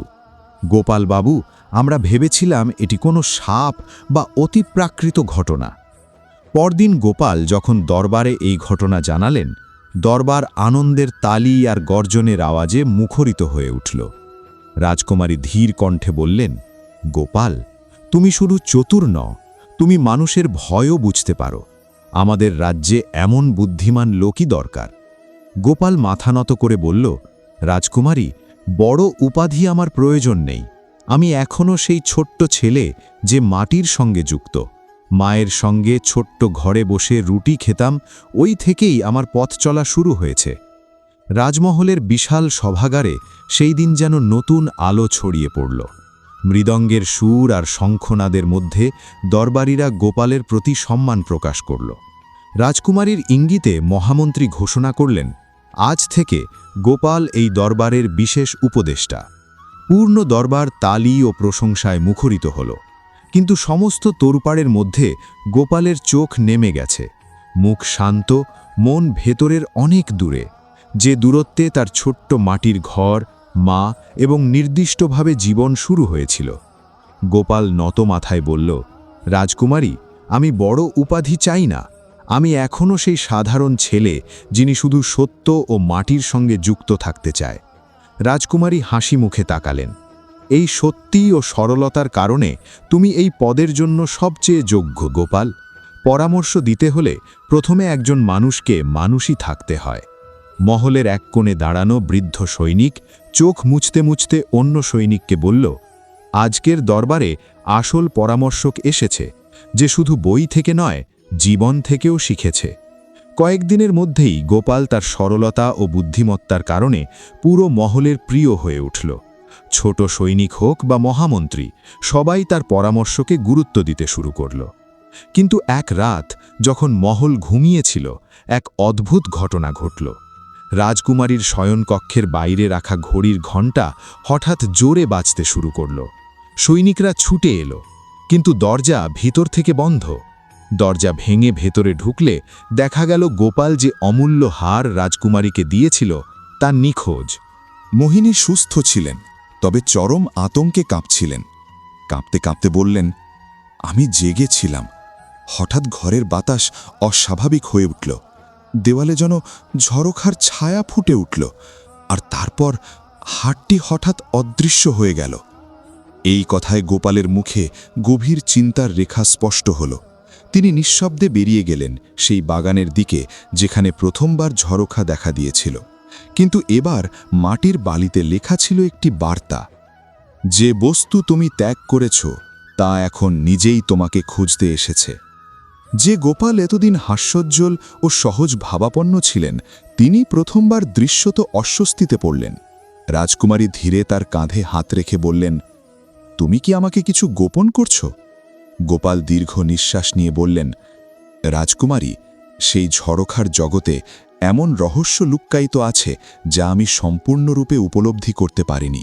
যা ঘটছে তা আমাকেও বিভ্রান্ত করছে। দরবার তখনও শান্ত। রাজকুমারী আসনে বসে আছেন, মহামন্ত্রী ব্যস্ত আলোচনায়, আর গোপাল এক কোণে মৃদু হাসি নিয়ে দাঁড়িয়ে আছেন, যেন মনে মনে কিছু উচ্চারণ করছেন। হঠাৎ দরবারের প্রবেশপথে এক গম্ভীর কণ্ঠস্বর ভেসে উঠল, আমার ন্যায় চাই। সব চোখ সেই দিকে ঘুরে গেল। এক মধ্যবয়স্ক ব্যবসায়ী উপস্থিত হয়েছে, লম্বা আংরাখা, কপালে ঘামের রেখা আর হাতে একটি কাঠের সিন্দুক। রাজকুমারীর সামনে প্রণাম জানিয়ে সে বলল, মহারাজের অনুপস্থিতিতে আপনিই এখন আমাদের আশ্রয়। আমি শুধু ন্যায়ের দাবি নিয়ে এসেছি।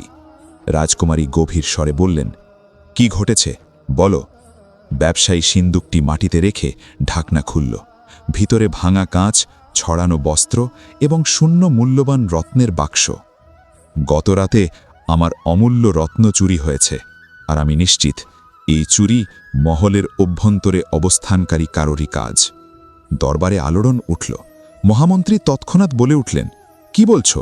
তোমার কি কোনো প্রমাণ আছে?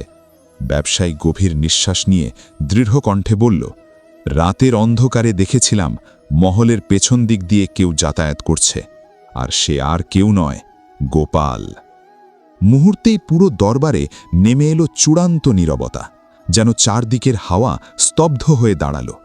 যে গোপাল এতদিন হাসি খুশি ও চঞ্চল ছিলেন, তাকে এবার অদ্ভুত স্থির ও কঠোর দেখাল। রাজকুমারীর দৃষ্টি আস্তে আস্তে গোপালের দিকে গিয়ে থামল। সেই চোখ, যেখানে এতদিন বিশ্বাসের আলো ফুটে উঠছিল, এখন প্রশ্নে ভরপুর, তবু আচরণ দৃঢ় ও অবিচল। এটা কি সত্য গোপাল? গোপাল শান্ত পরিষ্কার কণ্ঠে বলল, রাজকুমারী, কেন এই ব্যক্তি আমাকে অভিযুক্ত করছে তা আমি জানি না, তবে একটিই জানি, সত্যের সর্বোৎকৃষ্ট প্রমাণ হল সত্যকেই উন্মোচিত করা। আমাকে কেবল একদিনের সময় দিন, আমি নিজেই এই ধাঁধার মূলোদ্ধার করব। রাজকুমারী কিছুক্ষণ নীরব থাকলেন, তারপর বললেন, ভালো, তুমি যদি নির্দোষ হও, সত্য নিজেই প্রকাশ পাবে, আর যদি দোষী হও, শাস্তি অবশ্যই পাবে। তোমার হাতে আছে শুধুই আগামী ভোর পর্যন্ত। গোপাল মাথা নত করে বলল, আমি সত্য উন্মোচন করেই ফিরব রাজকুমারী। তারপর সে একটিও শব্দ না করে দরবার ছেড়ে বেরিয়ে গেল, কিন্তু তার চোখে ছিল এক অদ্ভুত দীপ্তি। সেই দীপ্তি কেবল তাদের থাকে যারা নিজেদের সত্যকে যে কোনো মূল্যে পৃথিবীর সামনে দাঁড় করাতে জানে।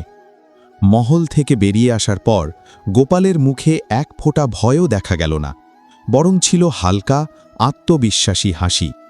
প্রথমেই সে সেই পথ ধরল যেখানে ব্যবসায়ী দাবি করেছিলেন যে তাকে দেখা গেছে। মহলের পেছনের পুরনো প্রাচীরের কাছে গিয়ে গোপাল মাটিতে ঝুঁকল। সেখানে স্পষ্ট দুটি গভীর পায়ের ছাপ। পায়ের চাপ দেখে বোঝা যায় ব্যক্তি ভারী দেহী ছিল, এবং সেই দৈর্ঘ্য গোপালের গড়নের তুলনায় অনেক বেশি। পাশের একটি ঝোপে হাত ঢুকিয়ে সে পেল কয়েকটি সোনালি রাশি, ঠিক সেই রাশি যা ব্যবসায়ী তার চুরি যাওয়া সামগ্রীর সঙ্গে মিলিয়েছিল। গোপাল মৃদু হাসল। অতএব খেলা আরও রোমাঞ্চকর হয়ে উঠল, নিজেই ফিসফিস করে বলল সে। এরপর সে সোজা বাজারে গেল।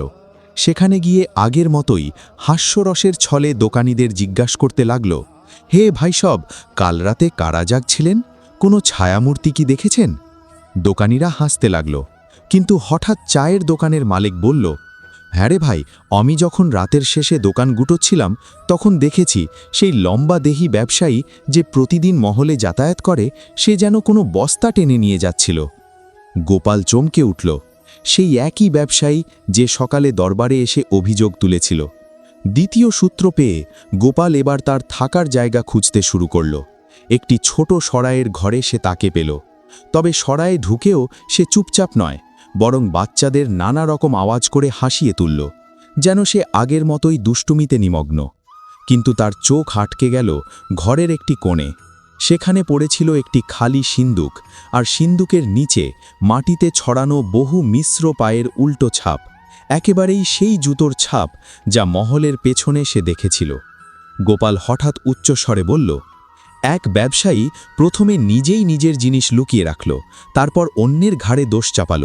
কারণ চোরদের মধ্যে সবচেয়ে তৎপর ব্যক্তি সে আর কেউ নয়, চোর নিজেই। সবাই হেসে উঠল, কিন্তু ব্যবসায়ীর মুখ ফ্যাকাশে হয়ে গেল। কথা হারিয়ে ফেলল সে। গোপাল এগিয়ে এসে বলল, চলুন রাজকুমারীর কাছে যাই, আসল আনন্দ এখনই শুরু হবে। দুজনে দুপুর নাগাদ রওনা দিল দরবারের দিকে, যেখানে অপেক্ষা করছে সত্য উন্মোচনের মুহূর্ত। সেই দিন রাজসভায় এক গভীর নিস্তব্ধতা নেমে এসেছিল, কিন্তু এবার গোপালের সঙ্গে এমন কিছু সাক্ষী উপস্থিত ছিল যাদের বয়ান যে কোনো মানুষকেই বিস্মিত করতে পারত। দুপুরের কিরণ ঝরকার ফাঁক দিয়ে সভাকক্ষের সাদা পাথরের মেঝেতে ছায়া প্রভা ফেলছিল।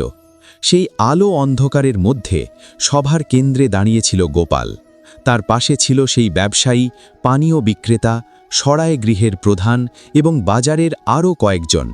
রাজকন্যা মোহিনী নিজের আসনে স্থির হয়ে বসেছিলেন। তার দৃষ্টি নিবদ্ধ ছিল গোপালের মুখে। যেন তিনি আগেই অনুভব করেছিলেন কোনো পথ নিশ্চয়ই উন্মুক্ত হবে। গোপাল সামনের সেই ভান করা ব্যবসায়ীর দিকে ইঙ্গিত করে বলল, রাজকন্যা, এই সেই ব্যক্তি যে ব্যবসায়ীর ছদ্মবেশে রাজসভাকে প্রতারিত করেছে। শুধু প্রতারণাই নয়, আপনার অমূল্য মুক্তাখচিত হারটিও এই লুকিয়ে রেখেছিল, যে হার দেখে আপনার নয়ন অশ্রুভার হয়ে উঠেছিল। সভায় হঠাৎ নিস্তব্ধতা নেমে এলো। মহামন্ত্রী দাঁড়িয়ে প্রশ্ন করলেন, গোপাল, তুমি এই অভিযোগ প্রমাণ করবে কিভাবে? গোপাল শান্ত হাসি মুখে আবৃত হয়ে একটি কাপড়ে ঢাকা ছোট বাক্স এগিয়ে দিল, যা সে সরাই গৃহ থেকে সংগ্রহ করেছিল। এই বাক্সে লুকিয়ে আছে সেই সত্য যা আড়াল করতে এই ব্যক্তি কৌশল, প্রবঞ্চনা ও উচ্চতা সবই ব্যবহার করেছে। রাজপ্রাসাদের পশ্চাৎভাগে সে খনন করে হারটি পুঁতে রেখেছিল। তার জুতোর দাগ আর মুক্তোর মালায় লেগে থাকা মৃত্তিকার চিহ্ন সবই এক সুতোয় বাঁধা প্রমাণ। রাজকন্যা নরম স্বরে জিজ্ঞেস করলেন, তাহলে হার কোথায়? গোপাল ধীরে কাপড় উন্মোচন করল। আলো ঝলসে উঠল। রাজকন্যার নিজস্ব নকশাখচিত শুভ্র মুক্তোর মালাটি কক্ষ জুড়ে দীপ্ত হয়ে উঠল। রাজকন্যা নিঃশ্বাস রুদ্ধ করে তাকিয়ে রইলেন। গোপাল বলল, এই আপনার হার, যার চুরি কেবল ধনলাভের জন্য নয়, আস্থাভঙ্গে তৈরি অপরাধও বটে। রাজকন্যা হারটি হাতে নিলেন। তার দৃষ্টি সিক্ত হল, কিন্তু দুঃখ নয়, কৃতজ্ঞতায়। সভায় কয়েক মুহূর্ত নীরবতা প্রবাহিত হল। তারপর ধীরে ধীরে হাততালির শব্দ উঠল। প্রথমে মহামন্ত্রী, তারপর সমবেত সবাই প্রশংসায় মেতে উঠল। ব্যবসায়ী মাথা নত করে দাঁড়িয়ে রইল। গোপাল তার দিকে তাকিয়ে বলল, সত্যকে বুদ্ধিমত্তার আলয় প্রকাশ করলে কোনো অস্ত্র প্রয়োজন হয় না, কোনো হট্টগোলও নয়, শুধু বিশ্বাসের জয় ঘটে। রাজকন্যা স্নিগ্ধ হাসি দিয়ে বললেন, তুমি কেবল উপদেষ্টা নও, এখন তুমি আমাদের আস্থার স্তম্ভও বটে। গোপালের সম্মান আরও বৃদ্ধি পেল, কিন্তু কাহিনী এখানেই শেষ হল না। কারণ গোপালের মনে তখনও একটি প্রশ্ন ঘুরপাক খাচ্ছিল। সেই রাজপ্রাসাদের অন্ধকার ঝরকার ফাঁক দিয়ে যে মূর্তিময় মুখটি তাকে এক্ষণ দৃষ্টি দিয়েছিল, সেই মানুষটি কে?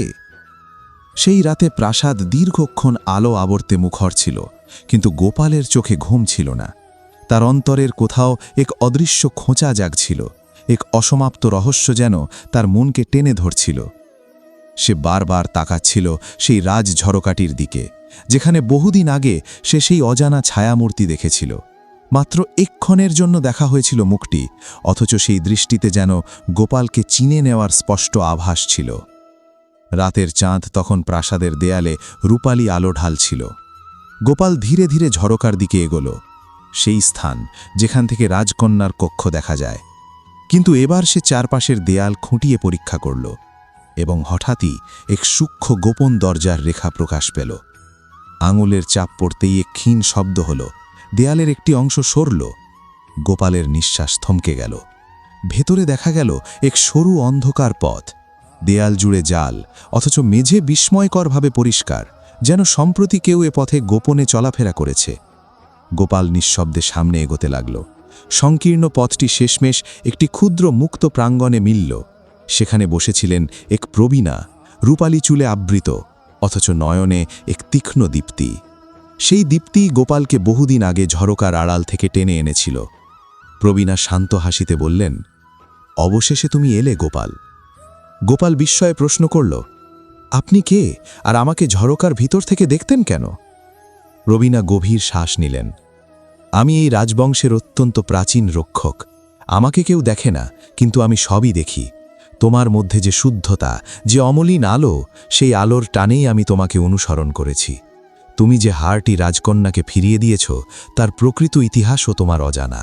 গোপালের দৃষ্টি বিস্ময় ও উত্তেজনায় জ্বলল। সেই হার? প্রবীণা নরম স্বরে বললেন, ওটি শুধুই অলঙ্কার নয় বৎস, এটি এক সংকেত।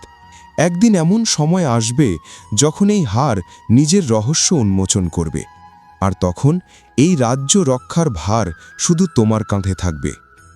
গোপাল স্তব্ধ হয়ে রইল।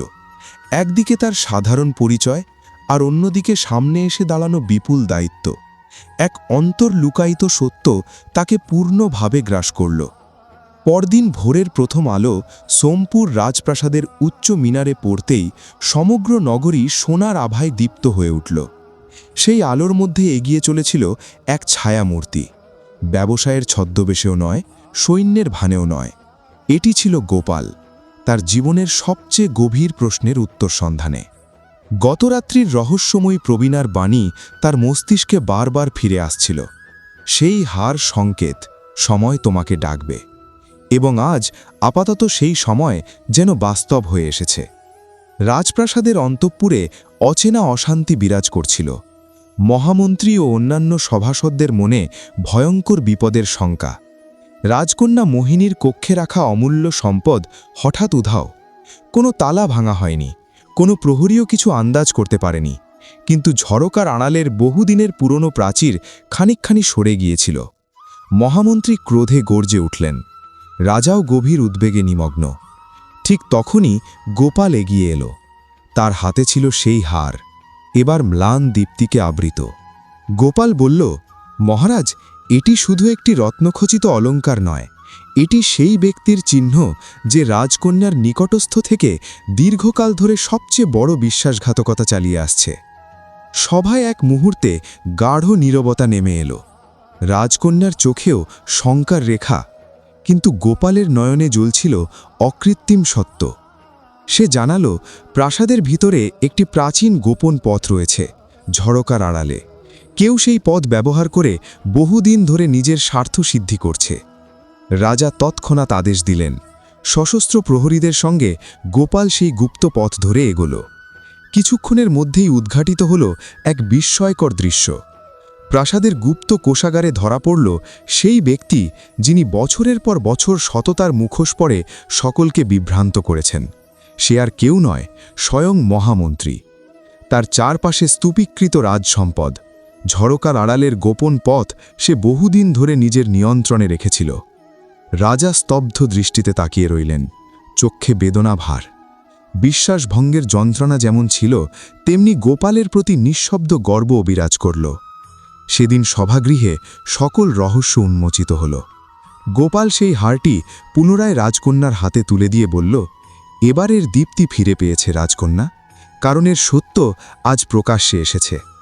রাজকন্যা মোহিনীর নয়ন ভিজে উঠল, কিন্তু অশ্রু আর বেদনায় নয়, ছিল গভীর কৃতজ্ঞতা ও স্নেহের প্রকাশ।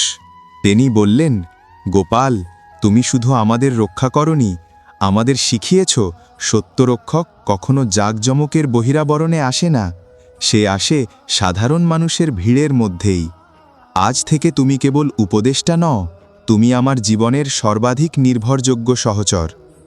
রাজা গোপালকে রাজসম্মান দিলেন, কিন্তু গোপাল শান্ত বিনয়ে বলল, আমি সেই একই সাধারণ মানুষ মহারাজ, আমি যেমন ছিলাম তেমনই থাকতে চাই। এরপর সে মুখ তুলল ঝরকার দিকে, যেখান থেকে একসময় রহস্যের অন্ধকার উঁকি দিত, সেই ঝরকার অন্তরে আজ আলো ঝিলমিল করছে, সত্যের, বিশ্বাসের, আরেক তরুণের সাহসিকতার। যে কোনো জাদু নয়, কোনো অস্ত্র নয়, শুধু প্রজ্ঞা আর নির্মল হৃদয় দিয়ে নিজেকে প্রতিষ্ঠিত করেছে। দর্শকবৃন্দ, এই কাহিনী এখানেই শেষ নয়। এবার আমরা শ্রবণ করব বৃহস্পতি ব্রতের সেই দিব্য উপাখ্যান, যা কেবল শোনা মাত্রই জীবনের সব দুঃখ আপনাতেই ক্ষয় হতে থাকে। এই কাহিনী শুধু ধর্মকথা নয়, এ এক গভীর সত্য, যার হৃদয়ে ধারণ করলে মানুষের ভাগ্য নতুন পথে মোড় নেয়। বলা হয়, বৃহস্পতি দেব বা গুরুদেব দেবসমূহের শিক্ষক, জ্ঞান, বিবেক, ধন, সন্তান, সংসারের কল্যাণ, সৌভাগ্য ও সমৃদ্ধির দাতা। যার ওপর গুরুদেবের অনুগ্রহ বিরাজ করে, তার জীবনের দীর্ঘতম রাত্রিও প্রভাতের আলোকে রুখতে পারে না। অনেক কাল আগে এক বিশাল, সমৃদ্ধ, সুখময় নগর ছিল। সেই নগরেই বাস করতেন এক বিত্তবান বণিক ও তার পত্নী। ধন সম্পদে গৃহ উপচে পড়ত। সোনা রূপায় ভরা পাত্র, হাতি ঘোড়ার সারিবদ্ধ সমারোহ, কিন্তু এক শূন্যতা সব আনন্দ নিস্তেজ করে রাখত। তাদের কোলে সন্তান ছিল না। ধন যতই থাক, সন্তানহীন গৃহ সর্বদাই ফাঁকা লাগে। দম্পতি মন্দিরে মন্দিরে ঘুরলেন, যজ্ঞ সম্পাদন করলেন, দান দিলেন, তবুও সন্তান লাভ হল না।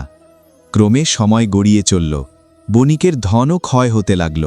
ব্যবসায় লোকসান, গৃহে রোগ ব্যাধি, মনে ক্লেশ, যেন সম্পদের দেবী তাদের প্রতি বিমুখ হয়েছেন। পত্নী ব্যাকুল হয়ে বললেন, স্বামী, আমরা এই দুর্দশায় পড়লাম কেন? ধন চলে গেল, সুখ চলে গেল, নিশ্চয়ই কোথাও গুরুতর ত্রুটি হয়েছে আমাদের। বণিকও চিন্তাগ্রস্ত ছিলেন, কিন্তু কোনো উপায় খুঁজে পাচ্ছিলেন না। এমন সময় সেই নগরে আগমন করলেন এক তপস্বী, দীপ্তিমান, স্নিগ্ধ, জ্ঞানে উদ্ভাসিত। তার দর্শন মাত্রেই মন শান্ত হয়ে আসে। বণিকের পত্নী তার চরণে শির নত করে বললেন, মহারাজ, দয়া করুন, আমাদের দুর্দশা কখন দূর হবে? তপস্বী অবিচল কণ্ঠে বললেন, বৎসে, তোমাদের জীবনে সুখ প্রবেশ করেনি, কারণ তোমরা কখনো বৃহস্পতি দেবের উপাসনা করনি। যে গৃহে বৃহস্পতি ব্রত পালিত হয়, সেই গৃহে জ্ঞান, ধন, বিবেক, সন্তান, সৌভাগ্য সবই নিজে থেকেই প্রবেশ করে। প্রতি বৃহস্পতিবার উপবাস করবে, হলুদ বস্ত্র পরবে, হলুদ দ্রব্য দান করবে, বাক্যে রাখবে নম্রতা, চলনে বজায় রাখবে সত্যনিষ্ঠা।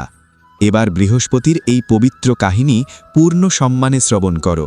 তোমার সকল দুঃখ দূর হবে। এই আশ্বাস যেন ওই স্ত্রীলোকের কান বেয়ে হৃদয়ে গিয়ে বসেছিল। সে দৃঢ় প্রতিজ্ঞা করল, প্রতি বৃহস্পতিবার সে উপবাস করবে। পরের সপ্তাহ থেকেই সে ব্রতের নিয়ম পালন শুরু করল। ভোরে স্নান সেরে সে হলুদ বস্ত্র পরল, কপালে লাগালো কেশরের তিলক। বাড়ির উঠোনে থাকা কলাগাছের তলায় একটি প্রদীপ জ্বালালো। আন্তরিক ভক্তিতে বৃহস্পতি দেবকে প্রার্থনা জানিয়ে সে বসে পড়ল গুরুবার ব্রতের পবিত্র কাহিনী শুনতে। কাহিনীতে বলা ছিল, এক সময় স্বর্গে এমন দুরবস্থা দেখা দিল যখন দেবতাদের মন্ত্রশক্তি, যজ্ঞ সবই ব্যর্থ হতে লাগল। অসুরদের প্রভাব বেড়ে গেল, দেবলোক ভয়ে স্তব্ধ হয়ে রইল। দেবরাজ ইন্দ্র তখন বৃহস্পতি দেবকে স্মরণ করলেন, কিন্তু ইন্দ্রের অহংকারের কোনো এক আচরণে আঘাত পেয়ে বৃহস্পতি তখন স্বর্গ থেকে সরে গিয়েছিলেন। ইন্দ্র বিপর্যস্ত হলেন, স্বর্গ রক্ষা অসম্ভব বলে মনে হল। অবশেষে তিনি নম্র হয়ে বৃহস্পতির চরণ ধরে ক্ষমা প্রার্থনা করলেন। বৃহস্পতি দেব মৃদু হাসলেন। যেখানে অহংকার থাকে সেখানে আমার স্থান নেই, তিনি বললেন, কিন্তু যেখানে ভক্তি, নম্রতা ও সত্যনিষ্ঠা থাকে আমি সেখানেই উপস্থিত হই। এরপর বৃহস্পতিদেব দেবতাদের শক্তি দিলেন, সঠিক বোধবুদ্ধি দিলেন, সত্যের পথ দেখালেন। মুহূর্তেই অসুররা পরাজিত হল, স্বর্গে শান্তি ফিরে এলো।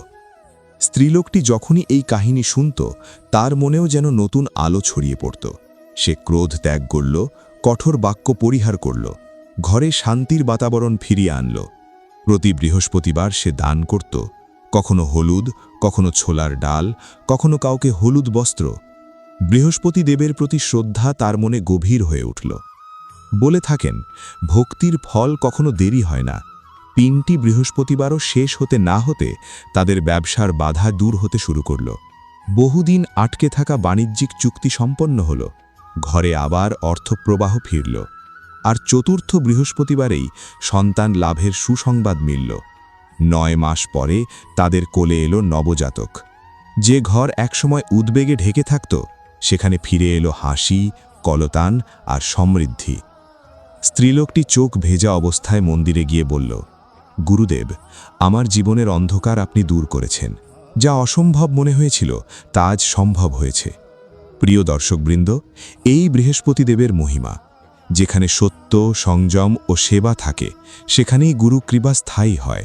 বৃহস্পতিবার কলাগাছের পূজা, হলুদ খাবার গ্রহণ, গুরু মন্ত্র জপ, দরিদ্রদের অন্নদান এবং কাহিনী শ্রবণ, যে আন্তরিকতার সঙ্গে এসব পালন করে, তার জীবনে দুঃখ স্থায়ী হতে পারে না। আজ আপনি এই কাহিনী শুনেছেন, তার ফল অবশ্যই লাভ করবেন। শুধু একটি প্রতিজ্ঞা করুন, ক্রোধ ত্যাগ করবেন, কটু বাক্য বলবেন না, পিতামাতা ও গুরুকে সম্মান করবেন। বৃহস্পতিদেব সর্বদা তার প্রতি প্রসন্ন থাকেন যে নিঃস্বার্থ মনে শুভকর্ম করে। যে ব্যক্তি প্রতি বৃহস্পতিবার এই কাহিনী ভক্তিভরে শোনে, তার ঘরে কলহ থাকে না, ব্যবসায় উন্নতি ঘটে, সন্তান সাফল্যের পথে এগোয়, ভাগ্য উজ্জ্বল হয়ে ওঠে। দুঃখ যত গভীরই হোক, বৃহস্পতিদেবের কৃপা এলেই জীবনে আলো ছড়িয়ে পড়ে। এখানেই আজকের কাহিনী সমাপ্ত, কিন্তু এর প্রভাব আজ থেকেই আপনার জীবনে আরম্ভ হল। আপনি যেখানেই থাকুন, যেভাবেই থাকুন, অটল ভক্তি থাকলে দেবশক্তির কৃপা পাওয়া কখনো অসম্ভব নয়।